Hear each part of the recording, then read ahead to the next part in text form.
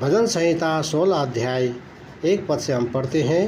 विषय यहोवा परमेश्वर मेरा भाग। लिखा है 1 पद में, हे ईश्वर मेरी रक्षा कर, क्योंकि मैं तेरा ही शरणागत हूँ।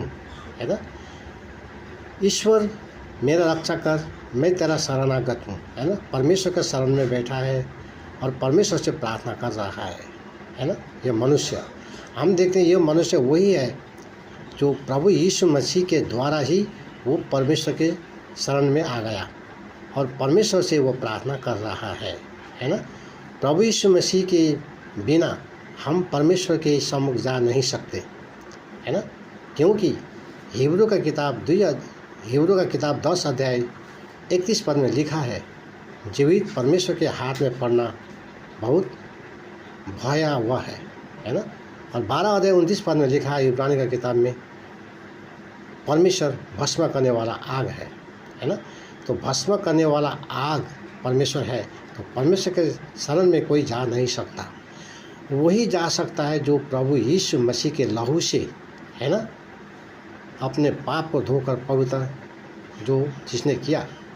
प्रभु यीशु मसीह, है ना, पापियों के लिए प्रभु यीशु मसीह बलिदान हुआ, है ना।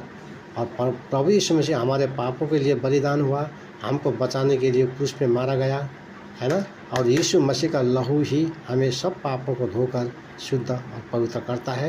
पहला यूहन्ना 1 अध्याय को 7 पद में।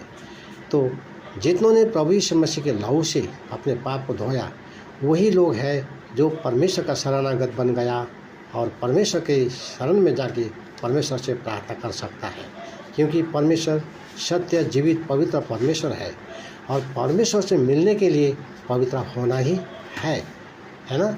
अगर हम पवित्र होंगे नहीं तो परमेश्वर के साथ हम मिट नहीं कर सकते, परमेश्वर के चरण में हम जा नहीं सकते, हम भस्म हो जाएंगे, क्योंकि परमेश्वर पवित्र है ना।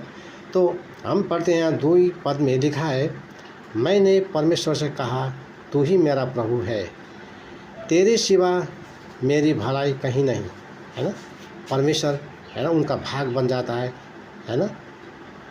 प्रभु यीशु मसीह को जिसने विश्वास किया, है ना, सत्य, जीवित, पवित्र परमेश्वर को उसने पहचाना है। और यहाँ लिखा है 3 पद में, पृथ्वी पर जो पवित्र लोग हैं वही आदर के योग्य है और उन्हीं से मैं प्रसन्न रहता हूँ, है ना। पहला पत्रस 2 अध्याय 9 पद में लिखा है ना, धन्य है वो लोग, है ना, जिसको प्रभु परमेश्वर ने उसको पवित्र लोग ठहराया।